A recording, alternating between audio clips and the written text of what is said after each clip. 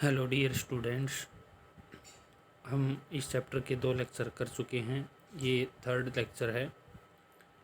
इसमें पिछले लेक्चर में हमने माइक्रोस्पोर कैसे फॉर्म होते हैं, कैसे वो माइक्रोस्पोर टेट्राड बनाते हैं, फिर माइक्रोस्पोर टेट्राड में से जो माइक्रोस्पोर हैं वो डिसोशिएट हो जाते हैं, अलग हो जाते हैं एक दूसरे से, और फिर प्रत्येक जो है पोलन ग्रेन फॉर्म करता है। इनके बारे में हमने पढ़ा था। ठीक है। इनसाइड ईच माइक्रोस्पोर एंजिम सेवरल थाउजेंड ऑफ माइक्रोस्पोर और pollen grains are found. Microspore और पोलन ग्रेन जो है फॉर्म होते हैं, रिलीज होते हैं। कब रिलीज होंगे? जब एंथर फट जाएगा। डीहेसेंस का मतलब होता है ब्रस्टिंग ऑफ एंथर। ठीक है। आज देखिए इसमें माइक्रोस्पोर टेट्राड कैसे बनता है। आपको दिखाई दे रहा है इमेज के अंदर कि ये 4 जो है माइक्रोस्पोर दिखाई दे रहे हैं इसके अंदर। ठीक है, 4 चैम्बर बने हुए हैं। ठीक है, तो ये एक क्लस्टर की फॉर्म में है, गुच्छे की फॉर्म में है। माइक्रोस्पोर अलग अलग हो जाएंगे। जो ये पिंक कलर के दिखाई दे रहे हैं यही माइक्रोस्पोर हैं। जब ये अलग हो जाएंगे तो प्रत्येक जो है एक पोलन ग्रेन बन जाएगा। ठीक है, ऐसे डेवलपमेंट होगी। एक माइक्रोस्पोर है, ऊपर दिखा रखा है, इसमें न्यूक्लियस होगा। ठीक है, इसमें वैक्यूल मिलेंगी, आपको 2 वैक्यूल मिलेंगी। एक न्यूक्लियस जो है वो पेरीफ्री होगा इसमें, और धीरे धीरे न्यूक्लियस जो है वो उसमें डिवीजन होना स्टार्ट हो जाएगा। एसिमेट्रिक स्पेंडल बनेंगे, जैसे कि आपने माइटोसिस मियोसिस सेल डिवीजन के दौरान पढ़ा था। ठीक है, तो जो ये आपकी वैक्यूल है, ये वैक्यूल इसका साइज़ और थोड़ा बढ़ जाएगा, और धीरे धीरे जो सेल है अपने आप को डिवाइड करेगी 2 अनइक्वल सेल्स के अंदर। एक तरह से हम ये बोल सकते हैं ये सेल बिल्कुल अलग नहीं होंगी। तो इसमें एक लार्ज सेल बनेगी और एक स्मॉल सेल बनेगी। जो लार्ज होगी उसको वेजिटेटिव सेल बोलते हैं, और जो स्मॉल होगी वो जनरेटिव सेल होती है। तो यहाँ पर एक बात याद रखनी है आपको, वेजिटेटिव सेल जो है वो पोलन ट्यूब फॉर्मेशन में हेल्प करती है।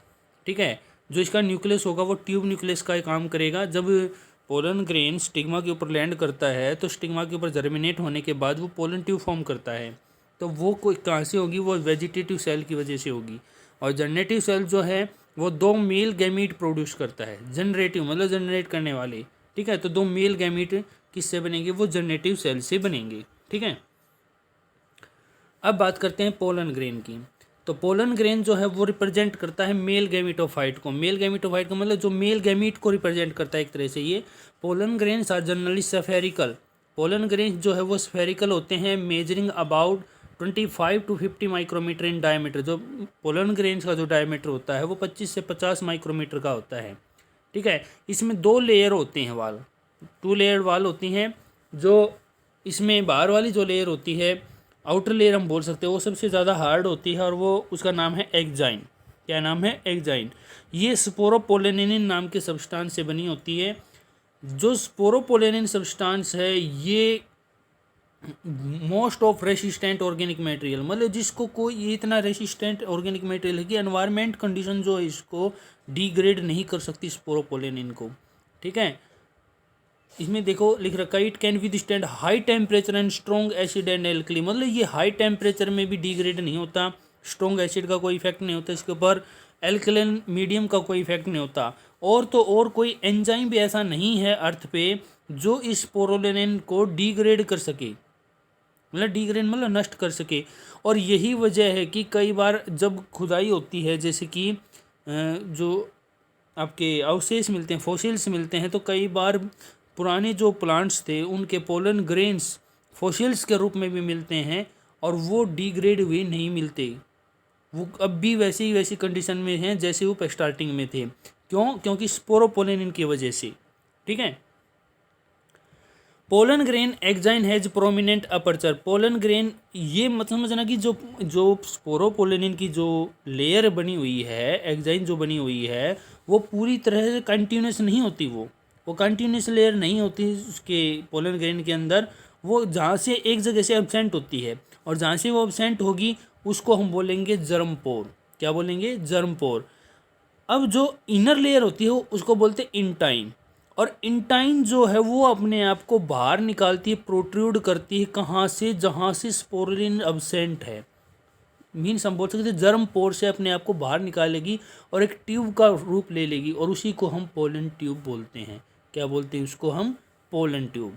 ठीक है, pollen grains are well preserved as fossil. Pollen grains जो हैं वो वेल प्रिजर्व्ड, जिसको हम फॉसिल्स के रूप में प्रिजर्व कर सकते हैं, because of the presence of sporopollenin. Sporopollenin नाम के पिगमेंट की वजह, सब्सटेंस की वजह से ये इनको हम पोलन ग्रेन्स को फॉसिल्स के रूप में प्रिजर्व भी कर सकते हैं। The exine exhibit A fascinating array of pattern and design. हाँ, एक बात याद रखना, जितने भी प्लांट स्पीशीज हैं अब सब अलग अलग हैं, तो सबके पोलन ग्रेन्स भी अलग अलग होंगे, तो उनमें जो एक्साइन है किसी में वो राउंड शेप में होती है, सब में उसका जो पैटर्न और डिज़ाइन है बिल्कुल अलग अलग मिलेगा आपको। ठीक है, why do you think the exine should be hard. तो इसने क्वेश्चन पूछ लिया भाई एक्साइन क्यों हार्ड है। सिंपल सी बात है, इसका क्वेश्चन का आंसर है कि प्रेजेंस ऑफ स्पोरोपोलेनिन की वजह से एक्साइन हार्ड है। ठीक है, अब आगे बात करते हैं what is the function of germ pore. Germ pore का फंक्शन क्या है। तो जर्म पोर देखो, इसमें inner wall of the pollen grain is called the intine. जो इनर वॉल है पोलन ग्रेन की उसको हम बोलते हैं इंटाइन। ठीक है, और ये थिन और कंटिन्यूस लेयर होती है, जबकि एक्साइन कंटिन्यूस लेयर नहीं थी, वो एक जगह एब्सेंट थी जहाँ पर वो जर्म पोर बना रही थी। ठीक है, लेकिन जो इंटाइन है वो कंटिन्यूस लेयर होती है और सेलुलोज और पेक्टिन की बनी होती है। ठीक है, cytoplasm of pollen grain is surrounded by A plasma membrane. जो साइटोप्लाज्म है पोलन ग्रेन का वो प्लाज्मा मेम्ब्रेन के द्वारा सराउंडेड किया जाएगा। When the pollen grain is mature, जब पोलन ग्रेन मैच्योर हो जाएगा, इट कंटेन टू सेल, जैसा कि मैंने आपको डायग्राम में बताया था, वेजिटेटिव सेल और जनरेटिव सेल। वेजिटेटिव सेल जो है वो बिगर होती है, उसके पास ज़्यादा अबेंडेंट फूड रिजर्व होता है and large irregularly shaped nucleus होते हैं, उसके पास बहुत ज़्यादा इरेगुलर शेप के न्यूक्लियस होते हैं, उसके पास फूड भी बहुत ज़्यादा अमाउंट में होता है। जनरेटिव सेल जो है वो स्मॉल होती है और जनरेटिव सेल फ्लोट करती है एक तरह से किसके साइटोप्लाज्म में, वेजिटेटिव सेल के साइटोप्लाज्म में। वेजिटेटिव सेल बड़ी है और जनरेटिव सेल स्मॉल है, तो उसके साइटोप्लाज्म में वो फ्लोट करेगी। It is spindle shape with dense cytoplasm and A nucleus. ये स्पिंडल शेप की होती है और इसमें एक न्यूक्लियस भी होता है, किसमें, जनरेटिव सेल में। इन ओवर 60% ऑफ एंजियोस्पर्म, जो 60% टोटल एंजियोस्पर्म में से 60% जो एंजियोस्पर्म हैं उनके अंदर पोलन ग्रेन की जो कंडीशन है वो 2 सेल स्टेज है, वेजिटेटिव सेल और जनरेटिव सेल। ठीक है, बट जो जो रिमेनिंग स्पीसीज हैं उनमें generative cell divided mitotically, generative cell जो है माइटोटिकली डिवाइड करेगी और 2 मेल गैमीट जनरेट करेगी और उससे पोलन ग्रेन बन जाएगा। कितनी सेल स्टेज, 3 सेल स्टेज। कितने, 3 सेल स्टेज। ठीक है, अब देखो ये डायग्राम आप देख रहे हो, तो इसमें जो फीमेल है वो हाथ में हैंकी लिए हुए और एक तरह से हम ये बोल सकते हैं छींकने की कोशिश कर रही है। अब ये छींक क्यों रही है जबकि ये फ्लावर्स के बीच में खड़ी है। तो बेटा क्या होता है कि जो फ्लावर्स के अंदर जो पोलन ग्रेन्स होते हैं कई बार वो एलर्जिक रिएक्शन कॉज करते हैं। ठीक है, और आपको पता है कि छींक एलर्जिक रिएक्शन होती है एक तरह से। ठीक है, तो स्नीजिंग जो है उसके कौन रिस्पॉन्सिबल उसके लिए, पोलन ग्रेन्स। कई बार हमारे एनवायरनमेंट में पोलन ग्रेन्स प्रेजेंट होते हैं। ठीक है, तो ये एक तरह से एलर्जिक रिएक्शन भी कॉज करते हैं पोलन ग्रेन्स। देखें, pollen grains of many species cause severe allergies and bronchial afflictions to in some people often leading to chronic respiratory disorder, asthma, bronchitis etcetera. Pollen grains जो है बहुत सारी species के वो एलर्जी कॉज कर सकते हैं या ब्रोंचियल इन्फेक्शन कॉज कर सकते हैं कुछ लोगों में, और यहाँ तक कि क्रोनिक रेस्पिरेटरी डिसऑर्डर जैसे कि अस्थमा, दमा और ब्रोंचिटिस जैसी डिजीज भी कॉज कर सकते हैं। और इसमें जो इसने मेंशन किया है वो है पार्थेनियम और कैरेट ग्रास। ये जो पार्थेनियम जो कैरेट ग्रास है इसके जो पोलन ग्रेन्स हैं वो एलर्जिक रिएक्शन कॉज करते हैं। ठीक है, दैट केम इनटू इंडिया, ये इंडिया के अंदर आया था एज ए कंटामिनेंट। कंटामिनेंट का मतलब होता है अनवांटेड प्लांट्स, या हम खरपतवार हम बोल सकते हैं। ये किसके साथ आया था, विद इम्पोर्टेड वीट। जब हमारे देश में गेहूं का आयात किया जाता था, मीन इम्पोर्ट किया जाता था, तो उस टाइम जो है ये उसके साथ एज ए हम बोल सकते हैं वीड प्लांट के रूप में इंडिया में आ गया और ये पोलन एलर्जी कॉज करता है। तो यहाँ पर आप हेडिंग डालोगे इसको लिखने के लिए पोलन एलर्जी। ठीक है, उसके बाद इसको लिखोगे। ठीक है, इसको नोट करोगे। अब आगे बात करते हैं, pollen grains are rich in nutrients. इसको लिखने के लिए आपको पोलन प्रोडक्ट का हेडिंग बनाना पड़ेगा। पोलन प्रोडक्ट का heading, pollen grains are rich in nutrient, it has become a fashion in recent year to use pollen tablet as food supplement. मतलब पिछले कुछ सालों में पोलन ग्रेन्स को न्यूट्रिएंट्स के रूप में यूज किया जाना शुरू कर दिया लोगों ने, फूड के रूप में भी। वेस्टर्न कंट्री जो हैं वे large number of pollen product in the form of tablet, वो ज़्यादा संख्या में लेते हैं पोलन प्रोडक्ट को, किसमें, टैबलेट के रूप में, सिरप के रूप में, जो कि मार्केट में अवेलेबल होती हैं। ठीक है, ये एक डेफिनेशन लिखी हुई है, सॉरी टर्म लिखी हुई है मेलिटोप्लेनोलॉजी। तो इसमें हम जो है पोलन प्रोडक्ट की जो स्टडी करते हैं, पोलन ग्रेन्स की जो स्टडी करते हैं पोलन प्रोडक्ट के लिए, तो उसको मेलिटोप्लेनोलॉजी बोल देंगे। ठीक है, pollen consumption has been claim to increase the performance of athlete and race. और जो पोलन कंजप्शन है वो क्या करता है, उसमें एक तरह से स्टीरॉयड का काम करेगा, ये इंक्रीज करता परफॉर्मेंस किसकी, एथलीट, खिलाड़ी भी लेते हैं इनको पोलन टैबलेट को। रेस हॉर्स, जो एक तरह से जो घोड़ों की दौड़ होती है, उन घोड़ों को भी खिलाया जाता है ये। ठीक है, ताकि परफॉर्मेंस बढ़िया हो सके। ठीक है, तो यहाँ पर आप हेडिंग डालोगे पोलन प्रोडक्ट का। अब देखो ये है पोलन प्रोडक्ट। ठीक है, दिखाई दे रहे हैं आपको पोलन प्रोडक्ट, टैबलेट के रूप में भी अवेलेबल हैं, सिरप के रूप में भी अवेलेबल हैं ये। ठीक है, देखो ये bee pollen is the richest source of vitamin found in nature in a single food. अब एक बात मान के चलो ना आप, जैसे कि हम हनी खाते हैं, शहद लेते हैं, तो हनी कहाँ से आता है, हनी जो है वो पोलन प्रोडक्ट ही है। एक बात याद रखना, जो हनी की क्वालिटी है वो पोलन ग्रेन्स की क्वालिटी पे भी डिपेंड करती है कि किस टाइप के पोलन ग्रेन्स जो हैं उसके अंदर बी ने, मधुमक्खी ने उसके अंदर जो नेक्टर लिया है वो किस टाइप के पोलन ग्रेन से लिया, तो ये वही सोर्स है। ठीक है, और उसको भी हम हाईली न्यूट्रिटिव बोलते हैं हनी को। ठीक है, उसमें बहुत सारी न्यूट्रिटिव वैल्यू है उसके अंदर न्यूट्रिशन होता है। ठीक है, जिसका हम यूज़ करते हैं, मेडिसिनल वैल्यू भी है उसकी। ठीक है, फिर आगे देखो इसने क्या बोला है, once they are shed pollen grains have to land on stigma before they lose viability if they have to bring about fertilization. हाँ, एक बात याद रखना, पोलन ग्रेन्स जो हैं उनकी वैलिडिटी होती है भाई। एक बार जैसे कि पोलन ग्रेन्स लैंड कर गए स्टिग्मा के ऊपर, तो उसमें ये देखना होता है कि पोलन ग्रेन्स कितने समय तक वो उसमें मतलब पोलन ट्यूब फॉर्म करेंगे या फर्टिलाइजेशन कर सकते हैं, उनकी कितने समय तक वैलिडिटी रहेगी। ठीक है, उसके बाद वो वैलिडिटी जो है उनकी समाप्त हो जाएगी। तो देखो, how long do you think the pollen grains retain viability. तो हम ये बोल सकते हैं कि पोलन ग्रेन्स की जो वैलिडिटी है वो 1 महीने से 6 महीने से लेके 1 साल तक, 1.5 साल तक हो सकती है। ठीक है, सबकी वैरायटी पर डिपेंड करती है, ये अलग अलग स्पीशीज़ जो प्लांट हैं अलग अलग स्पीशीज़ के, तो उन पे डिपेंड करती है कि उनका पोलन ग्रेन जो है कितने समय तक सर्वाइव कर सकता है। ठीक है, तो period for which pollen grains remain viable is highly variable and to some extent depend on the prevailing temperature and humidity. जो समय है पोलन ग्रेन का, वही कितने समय तक वो वैलिड रहेगा, ये डिपेंड करता है किस पे, टेम्परेचर पे और ह्यूमिडिटी पे डिपेंड करता है। ठीक है, एनवायरनमेंट पे डिपेंड करता है एक तरह से।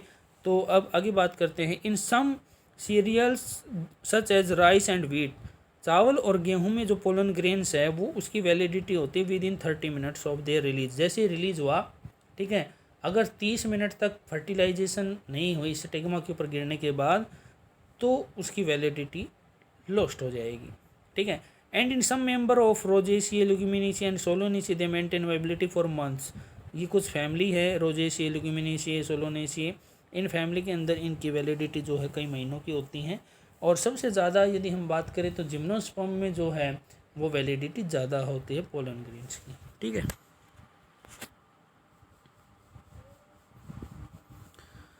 आगे बात करते हैं, पोलन ग्रेन्स की वैलिडिटी है तो सिंपल सी बात है, इनको हम जो है प्रिजर्व कर सकते हैं। 1 मिनट, अब पिछले जो अभी मैंने आपको बताया, जो पीरियड बताया है, इसको आप हेडिंग बना के लिखेंगे, पोलन वैलिडिटी या पोलन वाइबिलिटी हेडिंग डालोगे आप। ठीक है, और इसको लिखना ज़रूर बेटा। ठीक है, आगे हम बात करते हैं, इसमें हेडिंग आप बनाओगे cryo preservation technique, cryo preservation technique. ठीक है, क्रायोप्रेजरेशन टेक्निक क्या है, जिसमें हम पोलन ग्रेन्स को लो टेम्परेचर पे स्टोर करके रख सकते हैं for further usage for further breeding programs. ठीक है, जैसे कि it is possible to store pollen grain of a large number of species for years in liquid nitrogen. -196 temperature होता है लिक्विड नाइट्रोजन का, तो उस टेम्परेचर के अंदर, उस टेम्परेचर के अकॉर्डिंग हम उसको पोलन ग्रेन्स को प्रिजर्व कर रख सकते हैं। Such stored pollen can be used as pollen banks के रूप में हम इसमें यूज़ कर सकते हैं। Similar to seed bank in crop breeding programmes. आगे हम पढ़ेंगे क्रॉप ब्रीडिंग प्रोग्राम क्या होते हैं, जैसे कि फसल में सुधार करना, तो उनके जो पहले पोलन ग्रेन्स हमने स्टोर करके रखे हैं उनका हम यूज कर सकते हैं। ठीक है बेटा, तो ये यहाँ पर आपका एंड्रोशियम और स्टेमन पोलन ग्रेन्स डेवलपमेंट, ये टॉपिक यहाँ पर आपका समाप्त होता है। ठीक है, अब बात करते हैं आगे पिस्टिल, मेगास्पोरेंजियम, ओव्यूलम बोल सकते हैं और एम्ब्रियोसेकम बोल सकते हैं। तो यहाँ पर हम फीमेल पार्ट की बात कर रहे हैं अब। ठीक है, तो इसको हम डिटेल में पढ़ेंगे। पीछे वाले में से अगर आपको कोई चीज़ समझ में ना आई हो तो आप बाय मैसेज, बाय कमेंट के द्वारा भी मेरे से पूछ सकते हैं। ठीक है, लेकिन आपको रिवाइज ज़रूर करना है इनको। ठीक है, अब समय समय पर मैं आपको थोड़ा सा टेस्ट भी देता रहूँगा ताकि आप उनको अच्छे तरीके से रिवाइज कर सको। ठीक है, आपका पता चल सके कि आप कितनी परफॉर्मेंस कर रहे हो। हाँ, एक बात और कहना चाहूँगा कि कुछ बच्चे ऐसे हैं जो अभी यही सोच रहे हैं कि स्कूल खुलेंगे तभी हम पढ़ेंगे। ऐसी गलती मत करना, क्योंकि जो टाइम अभी आपको मिल रहा है उसका आप यूज़ करिए। क्योंकि अभी जो हम लेक्चर आपको दोबारा भी समझाया जाएगा। ठीक है, ऐसा नहीं है कि भाई अभी समझा दिया तो आप दोबारा नहीं समझाएंगे, नहीं, दोबारा स्कूल खुलने के बाद भी आपको समझाया जाएगा। फ़िलहाल अभी आप इनको नोट करें, अपनी नोटबुक तैयार करें, नोट्स तैयार करें और पढ़ें आप। ठीक है, खासकर जो बॉयज़ हैं, कुछ बॉयज़ की शिकायत भी आई है ऐसी कि जो ऐसे मतलब काम नहीं कर रहे हैं, वो ये सोच रहे हैं कि अभी तो लॉकडाउन है और लॉकडाउन की वजह से बुक वगैरह नहीं मिल रही, नोटबुक नहीं है। ऐसे मत करो, इसको कहीं ना कहीं नोट करो आप। ठीक है, और साथ साथ समझोगे तो ही समझ में आएगा।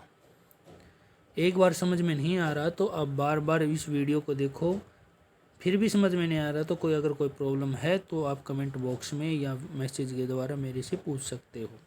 ठीक है, लेकिन काम ज़रूर करो आप।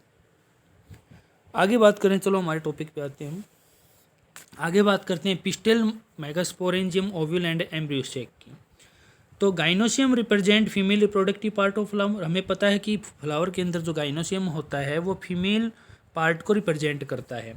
तो गाइनोसियम के अंदर में कंसिस्ट ए सिंगल पिस्टिल, इसके अंदर एक पिस्टिल भी हो सकता है या फिर एक से ज़्यादा पिस्टिल भी हो सकते हैं। यदि गाइनोसियम के अंदर एक पिस्टिल है तो मोनोकार्पलरी और ज़्यादा है तो मल्टी कार्पलरी।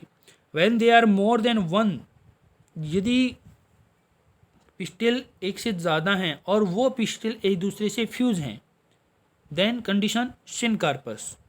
और वो पिस्टिल यदि फ्री हैं तो एपोकार्पस। ये भी हम पहले पढ़ चुके हैं, डिस्कस कर चुके हैं। Each pistil has 3 part. प्रत्येक पिस्टिल में 3 पार्ट होते हैं, stigma, style and ovary. Stigma, style and ovary. ठीक है, ये देखिए डायग्राम में सबसे ऊपर वाला पार्ट है stigma, that will be landing platform for pollen grains. Style middle part होता है, ओवरी बेसल पार्ट होता है और नीचे है थैलेमस दिखा रखा है। तो इसमें ऊपर देखो, ध्यान से देखें आप कि स्टिग्मा जो है, इसमें आपके स्टिग्मा ज़्यादा दिखाई दे रहे हैं, फ्यूज़ हैं। ठीक है, इसमें दूसरे डायग्राम में भी स्टिग्मा फ्यूज़ हैं। ठीक है, और एक तरह से हम ये बोल सकते हैं कि जिसमें आपके फ्यूज़ दिखा रखे हैं तो वो आपकी कौन सी कंडीशन होगी इसमें। ठीक है, आपकी सिनकार्पस, और जिसमें फ्री है वो एपोकार्पस आपकी। ठीक है, तो ये कंडीशन हमें इसमें दिखाई दे रही है डायग्राम के अंदर। ठीक है, स्टिग्मा जो है serve as a landing platform for pollen grains. Style जो है वो स्लेंडर पार्ट होता है और बिनीथ द स्टिग्मा, स्टिग्मे से नीचे होता है ये। और बेसल जो पार्ट है नीचे वाला, बल्ब पार्ट, फूला हुआ पार्ट जो होता है पिस्टल का, वो होती है ओवरी। ओवरी के अंदर ओवेरियन कैविटी होती है जिसको लोक्यूल बोलते हैं या चैम्बर हम बोल सकते हैं। Placenta is located inside the ovarian cavity, ovarian cavity के अंदर प्लेसेंटा भी लोकेटेड होता है। ठीक है। Arising from the placenta, placenta से जुड़ा हुआ है मेगास्पोरेंजिया। क्या जुड़ा हुआ है? मेगास्पोरेंजिया, कॉमनली कॉल्ड ओव्यूल्स, इनको ओव्यूल्स भी हम बोल सकते हैं। तो number of ovules in ovary में बी 1, जो नंबर हैं ओव्यूल्स के वो एक भी हो सकता है, जैसे कि गेहूं में, धान में, पैडी चावल के अंदर हम बोल सकते हैं, मैंगो आम के अंदर, और ज़्यादा भी हो सकते हैं जैसे पपीते में, वाटरमेलन के अंदर आप देख सकते हो, ऑर्किड्स हैं, इनके अंदर आपको ओव्यूल्स की संख्या ज़्यादा मिलेगी। ठीक है। अब ये देखें क्या है, ये है मेगास्पोरेंजियम ओव्यूल, ओव्यूल का डायग्राम है, ये एनसीईआरटी का ही डायग्राम है। ठीक है। और इसमें देखें आप, इसमें कुछ पार्ट दे रखे हैं। एक तो ये हीलम दिखा रखा है इसने, फनिकल दिखा रखा है। फनिकल जो पार्ट है it will be attach to placenta, ये प्लेसेंटा से अटैच होता है फनिकल पार्ट। ठीक है। और एक तरह से हम ये बोल सकते हैं एक स्टोक के माध्यम से, स्टोक होता है कि मतलब स्टोक लाइक स्ट्रक्चर होता है फनिकल। ठीक है, जो प्लेसेंटा से जुड़ा होता है। फिर इसे आगे दिखा रखा है हीलम इसने, तो हीलम जो है वो junction between funicle and ovule, ये बीच का होता है, ओव्यूल और फनिकल के बीच का पार्ट होता है हीलम। ठीक है। और इसमें एक उभरा हुआ पार्ट दिखा रखा, बल्क पार्ट है फनिकल के साइड में, तो इसको बोलते हैं रेफे। क्या बोलते हैं इसको? रेफे। ठीक है, RAPHE, रेफे। ठीक है। अब इसमें एक तरफ दिखा रखा है माइक्रोपाइल और एक तरफ दिखा रखा है चलेजल पोल। तो माइक्रोपाइल पोर जो है, माइक्रोपाइल जो है एक एंड होता है, एक तरह से हम बोल सकते हैं यहाँ से पोलन ट्यूब की एंट्री होती है बेटा। ठीक है। और इसमें दो ओव्यूल में दो एनवेलप होते हैं, आउटर इंटेगुमेंट और इनर इंटेगुमेंट। इंटेगुमेंट का मतलब आप बोल सकते हो कवर बोल सकते हो। ठीक है, या एनवेलप बोल सकते हो। ठीक है। और इसके अंदर जो है न्यूक्लियस सेल्स होती हैं और अंदर की तरफ एम्ब्रियो सैक होता है। चलो ये तो एनसीईआरटी का डायग्राम है, हम अपने डायग्राम से समझते हैं इसको। देखो ये डायग्राम एक्चुअल में देखो, ये जो इसमें नीचे वाला जो पार्ट है फनिकल से नीचे जो थोड़ा ब्रॉड पार्ट है, ये प्लेसेंटा है। यहाँ से ये फनिकल हो गया, स्टोक लाइक स्ट्रक्चर। ठीक है। और ये जहाँ पर फनिकल जुड़ रहा है ओव्यूल के साथ, तो वहाँ पर जंक्शन हो गया बिटवीन फनिकल एंड ओव्यूल, तो इसको हम हिलम बोलेंगे। पॉइंट लगा रखा है, रेड कलर का पॉइंट लगा रखा है यहाँ पर। और एक ये उभरा हुआ पार्ट दिखा रखा है, इसको बोलते हैं रेफे, RAPHE। नाम नहीं लिख रखा इधर, एरो दिखा रखा है हिलम से ऊपर, हिलम से जो थर्ड वाला एरो है उसको बोल रहा हूँ मैं। ठीक है, लंबे वाला जो है उसको ये इधर दिखा रखा है रेफे, RAPHE। ठीक है। तो एक तरफ इसमें माइक्रोपाइल है, दूसरी तरफ चलेजल पोल है। ठीक है। इसमें एक तरफ आउटर इंटेगुमेंट और दूसरा इनर इंटेगुमेंट है। हाँ, आउटर और इनर इंटेगुमेंट, देखो अगर आपको कभी भी ओव्यूल का एक्चुअल में स्ट्रक्चर देखना है तो आप किसी भी शीड को देख लो। अब जैसे चने को देखो, आप सीड है, या फिर आप एक तरह से मान के चलो, आप चलो इस चने को ही ले लो, उसमें आपको दो कवर दिखाई देते हैं। सीड में दो कवर होते हैं, आउटर को टेस्टा बोलते हैं, इंटर को टैगमन बोलते हैं। ठीक है। आउटर ब्राउन कलर का होता है टेस्टा, इनर थोड़ा कम, ये हम बोल सकते हैं थोड़ा डार्क होता है अंदर वाला भी, तो उसको टैगमन बोलते हैं। दो कवर होते हैं। तो आउटर जो टेस्टा बनता है वो बनता है आउटर इंटेगुमेंट से। ठीक है। और जो इनर वाला टैगमन बन रहा है वो बन रहा है इनर इंटेगुमेंट लेयर से। ठीक है। और जो अंदर वाला जो है मटेरियल जो है वो होता है न्यूक्लियस, या हम बोल सकते हैं वो होता है रिजर्व फूड होता है। वो क्या होता है? Reserve food. और उसमें माइक्रोपाइल, देखो इसमें माइक्रोपाइल इधर है, तो माइक्रोपाइल का काम क्या है? माइक्रोपाइल जो है वहाँ से पोलन ट्यूब की एंट्री होती है। Most of the angiosperm micropyle pore से ही पोलन ट्यूब की एंट्री होती है। यदि आप बात कर रहे हो कि फर्टिलाइजेशन नहीं हुई है अभी ओव्यूल में, तब की बात हो रही है। हाँ, तब तो ये फंक्शन है कि माइक्रोपाइल से पोलन ट्यूब की एंट्री होगी। लेकिन अगर सीड की आप बात करें तो सीड में माइक्रोपाइल पोर का काम है। माइक्रोपाइल पोर का काम क्या है? वाटर की एंट्री करवाना। आपने चने के जो ऊपर वाला पार्ट होता है चने का उभरा हुआ, ठीक है, तो वहाँ पर छोटा छेद देखा होगा, तो वो माइक्रोपाइल पोर होता है, उसमें से पानी की एंट्री होती है, तभी सीड फूलता है और तभी जर्मिनेट करता है, ठीक है। और इसमें जो अभी ये जो अंदर ओव्यूल के अंदर जो डॉट डॉट स्ट्रक्चर दिखा रखे हैं, ये न्यूक्लियस होता है। न्यूक्लियस नहीं बोलना, न्यूक्लियस, NUCELLUS, न्यूक्लियस सेल्स होती हैं ये, ठीक है। तो ये था ओव्यूल का आपका डायग्राम, ठीक है। आपको कॉपी में यही डायग्राम बनाना है, ठीक है। आगे बात करते हैं, अब इसमें देखते हैं क्या लिखा। Megasporangium ovule. Ovule is a small structure attach to the placenta by means of a stalk called funicle. Ovule जो है स्मॉल स्ट्रक्चर है, अटैच होता है प्लेसेंटा से, किसके द्वारा? फनिकल के द्वारा। फनिकल क्या है? एक stalk like structure. Body of the ovule fuse with funicle. जो बॉडी है ओव्यूल की वो फ्यूज हो जाएगी फनिकल से in the region called hilum, hilum से, ठीक है। This hilum represent the junction between ovule and funicle. तो यहाँ पर रेफिका नहीं दे रखा, तो रेफिका भी आप लिख लेना। इसमें आप लिखना रेफे के अंदर, मैं बोल रहा हूँ इट, रेफे हेडिंग डाल लेना पहले, रेफे के अंदर लिखना it present upper the hilum, it present upper the hilum, it is found by length wise fusion of funicle. It present upper the hilum, it is formed by length wise fusion of funicle, ठीक है। तो ऐसे बनता है। अब आगे बात करते हैं integuments. Each ovule has 1 or 2 protective envelope called integument. प्रत्येक ओव्यूल में एक या एक से ज़्यादा प्रोटेक्टिव एनवलप होते हैं, उनको इंटेग्यूमेंट्स बोलते हैं। अब यहाँ पर आप एक बात और सुने, एंजियोस्पर्म में मोस्टली एंजियोस्पर्म के अंदर जो प्रोटेक्टिव एनवलप हैं या इंटेग्यूमेंट होते हैं उनकी संख्या 2 होती है, आउटर इंटेग्यूमेंट और इनर इंटेग्यूमेंट। बट जिम्नोस्पर्म में इंटेग्यूमेंट की संख्या 1 ही होती है, ठीक है। अब इसमें आगे बात करते हैं integument in circle the nucleus. Integuments के अंदर क्या भरी होती हैं? Nucleus, accept at the tip, tip के ऊपर नहीं होती हैं। Very small opening called micropyle, उसको क्या बोलते हैं? ओपनिंग को माइक्रोपाइल, ठीक है। और मन नहीं तो उसमें न्यूक्लियस सेल्स भरी हुई होती हैं। और उसके अपोजिट माइक्रोपाइलर एंड की अपोजिट होता है फ्लैजेल एंड। ये रिप्रेजेंटिंग करता है बेसल पार्ट ऑफ ओव्यूल। क्या रिप्रेजेंट करता है? Basal part of ovule. Enclose within the integument, integument के अंदर भरा होता है मास ऑफ सेल, जिनको आप न्यूक्लियस सेल्स भी बोलते हैं। क्या बोलते हैं? न्यूक्लियस सेल, ठीक है। Cell of the nucleus have abundant reserve food material. Cells जो है न्यूक्लियस की, वो उनमें रिजर्व फूड मटेरियल ज़्यादा अमाउंट में होता है। Located in the nucleus is the embryo sac or female gametophyte and ovule generally as a single embryo sac formed from a megaspore, ठीक है।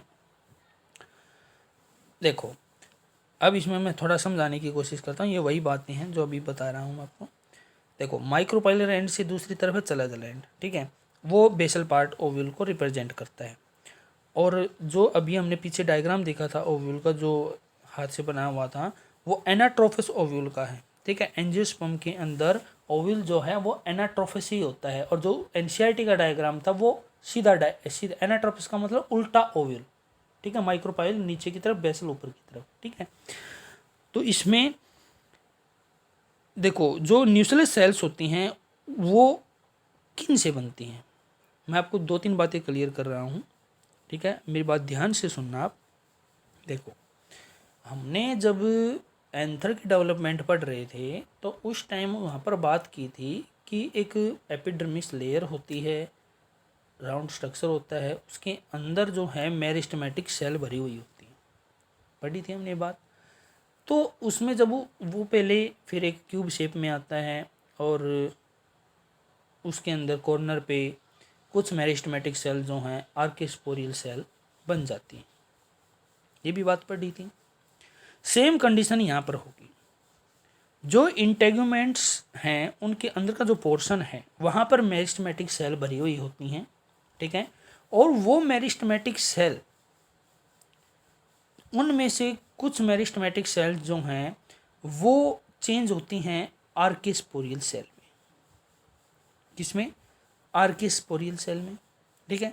आर्किस्पोरियल सेल में चेंज होने के बाद आर्किस्पोरियल सेल्स जो हैं 2 सेल्स में डिवाइड हो जाएंगी, प्राइमरी पैरेटल सेल और प्राइमरी स्पोरोजेनस सेल्स, ये भी हमने पढ़ा था इंटर वाले में।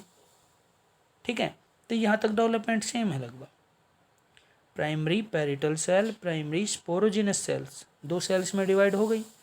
प्राइमरी पैरेटल सेल्स जो हैं वो डिवाइड करेंगी और न्यूक्लियस सेल्स बनाएंगी। क्या बनाएंगी? वो न्यूक्लियस सेल्स। और वो न्यूक्लियस सेल्स जो बाकी मेरिस्टेमेटिक सेल बच गई थी ना, देखो कुछ ही मेरिस्टेमेटिक सेल आर्किस्पोरिल सेल में चेंज हुई थी, बाकी मेरिस्टेमेटिक सेल्स थी। तो जो वो न्यूक्लियस सेल्स हैं वो मेरिस्टेमेटिक सेल्स की जगह ले लेंगी, रिप्लेस हो जाएंगी। ठीक है, किससे बनी है ये? प्राइमरी पैरेटल सेल से न्यूक्लियस सेल्स जो बनी हैं वो जो मेरिस्टेमेटिक सेल्स भरी हुई थी उनको रिप्लेस हो जाएंगी, उनकी जगह ले लेंगी, उनको हटा देंगी, उधर से रिमूव कर देंगी।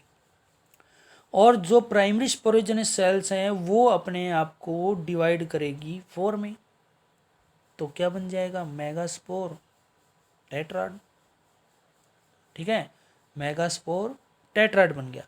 देखो वहाँ पर तो टेट्रागोनल स्ट्रक्चर बन रहा था माइक्रोस्पोर वाले में तो, और यहाँ पर बन रहा है लीनियर। लीनियर कैसे? आप स्टार्टिंग करो चलेजल एंड की तरफ से, एक चलेजल एंड की तरफ है, दो बीच में है, एक माइक्रोपाइल एंड की तरफ। तो माइक्रोपाइलर एंड वाली की तरफ से 3 गिन लो। ठीक है, पहले 3 डिजनरेट हो जाएंगे तो चलेजल पोल की तरफ बच गया एक, वो डेवलप करेगा। फिर वो क्या करेगा? वो डेवलपमेंट करेगा। ठीक है, कैसे देखेंगे आगे। देखो अब हम यहाँ पर इसमें पढ़ते हैं अच्छी तरीके से कैसे होगा। मेगास्पोरोजेनेसिस मतलब मेगास्पोर की फॉर्मेशन कैसे होगी। The process of formation of megaspore from the megaspore mother cell is called megasporogenesis. वो क्या थी? माइक्रोस्पोर मदर सेल से डेवलप हो रही थी माइक्रोस्पोर की, वो माइक्रोस्पोरोजेनेसिस था, और ये है मेगास्पोरोजेनेसिस। ठीक है, ovule generally differentiate a single megaspore mother cell. Ovule जो है वो किससे होगा? एक सिंगल मेगास्पोर मदर सेल से। अभी 4 बनी थी ना लीनियर कंडीशन में, तो उनमें से एक सिंगल मेगास्पोर मदर सेल से ओव्यूल डिफरेंशिएट होगा। In the micropyle region of the nucleus it is a large containing dense cytoplasm and a prominent nucleus. ये लार्ज होगा, इसके अंदर साइटोप्लाज्म होगा, एक न्यूक्लियस होगा। फिर मेगास्पोर मदर सेल जो है वो जाएगा मियोटिक डिवीजन में। किसमें? मियोटिक डिवीजन में। ठीक है,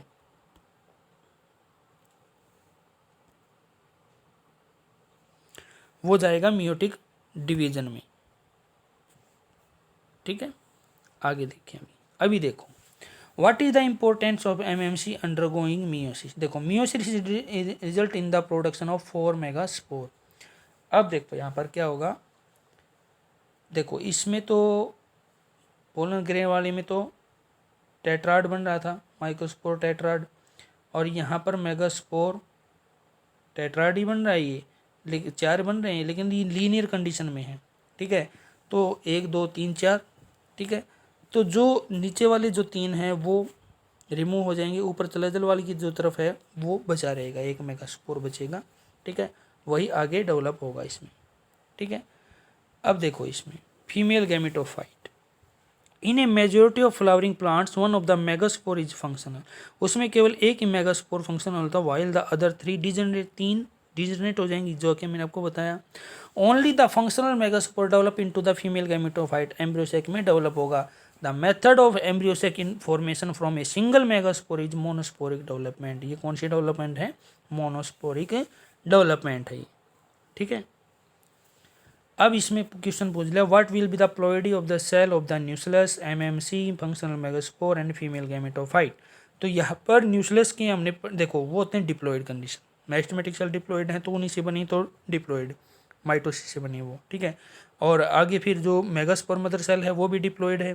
ठीक है, अब मेगास्पोर मदर सेल से जो मियोसिस में, देखो मेगास्पोर मदर सेल में हुई मियोसिस, तो मियोसिस से सिंपल सी बात है हैप्लॉइड कंडीशन आएगी, तो मेगास्पोर जो बने हैं वो फंक्शनल मेगास्पोर जो बनेगा वो हैप्लॉइड बनेगा, और फीमेल गैमेटोफाइट जो बनेगा वो भी हैप्लॉइड बनेगा। ठीक है, ओके, तो आज के लिए इतना ही इस लेक्चर में। ठीक है, आप इसको नोट करें अच्छे तरीके से, जो बात समझ में ना आए तो दोबारा पूछें। ठीक है, thank you to all of you, all the best. Have a nice day.